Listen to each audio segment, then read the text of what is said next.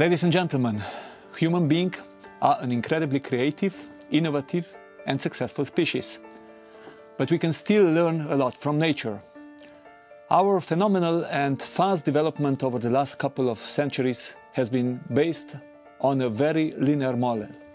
We extract, we process, we design, we assemble, we sell, we use, and we throw away. We cannot continue to burn and consume our way to prosperity. Yet, we have not embraced the obvious solution, the only possible solution now as it was 20 years ago, sustainable development. A throwaway society was not such a big problem when only a small proportion of the world's population was living middle-class lifestyles.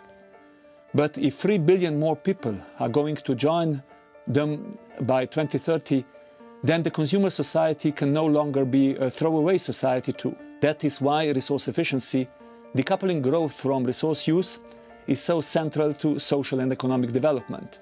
Industrial symbiosis schemes are a highly innovative way of getting more out of our resources, and one that has enormous potential.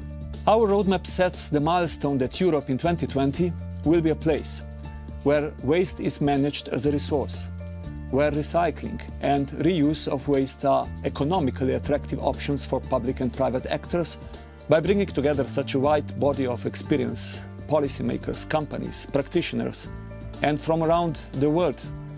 This conference will help us make sure we set off in the right direction.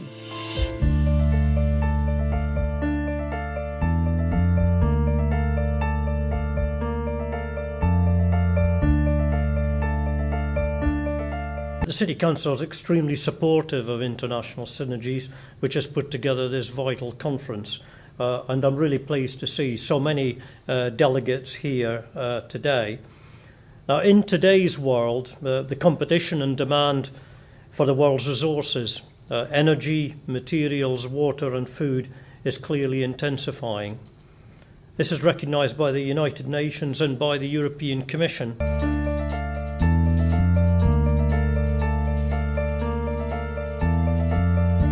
The worst case scenario is that the worst projections of climate change come true, and then we get runaway global warming, where we get catastrophic weather change, where neither the West, the East, the South nor the North is inured from the consequences of that, particularly on food chain. China, with a very, very large productive economy to feed, is being very acquisitive with global resources. Water is a global threat in terms of resource pressures and geopolitical instabilities and complexities arising out of different countries vying over who owns the water resources of massive river basins or massive rivers. So resource pressure, if we don't manage resources effectively to reduce the pressure on those resources, to make them go further, to be more efficient in the use, and we don't regulate the global ownership of resources in some way, then geopolitical instabilities could lead to all sorts of unforeseen consequences.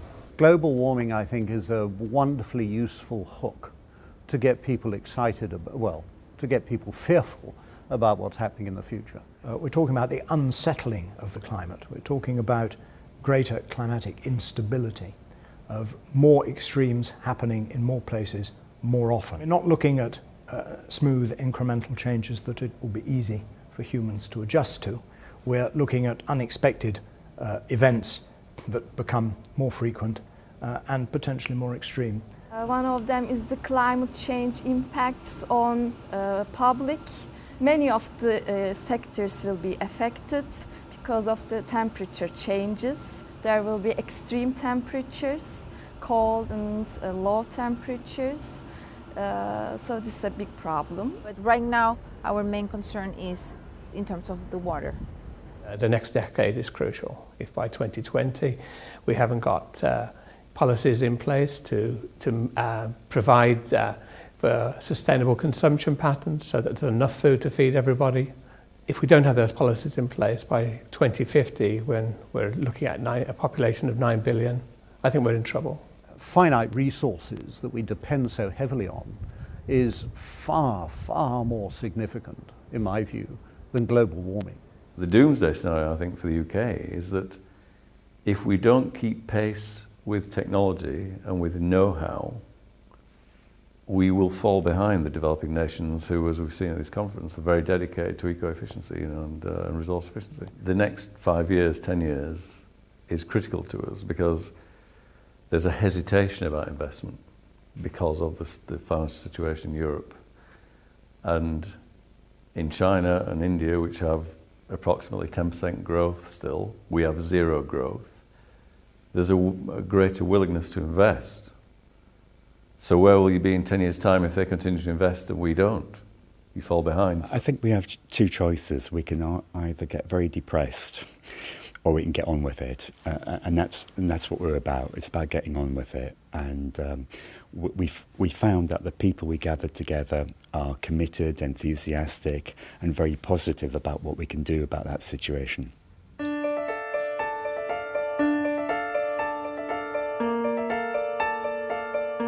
Why on earth don't companies do industrial symbiosis voluntarily, you know, without being prompted or goaded or whatever? Because they don't know.